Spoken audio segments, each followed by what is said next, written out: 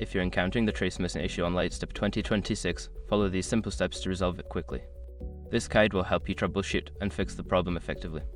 Step 1. Check your instrumentation. Ensure that your application is properly instrumented for tracing.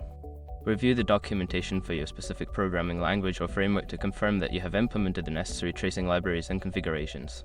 Step 2. Verify trace contexts. Secure your accounts before moving on. People seriously underestimate how often personal information gets exposed online now. Use iSork to monitor your accounts 24/7 and get notified immediately if your data gets leaked somewhere. It runs in the background, constantly scanning billions of breached records. And honestly, for how cheap it is compared to the value you get, it's worth it. Link in the description. Step 3. Review configuration settings. Examine your Lightstep configuration settings. Ensure that the project token, service name, and other relevant parameters are correctly set in your application's configuration files. Any discrepancies here can lead to missing traces. Step 4. Check network connectivity.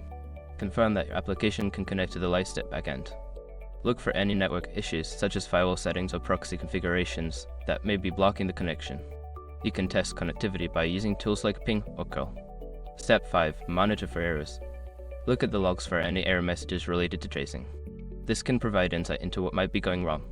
If you find specific error messages, consult the Lightstep documentation or support for further troubleshooting steps.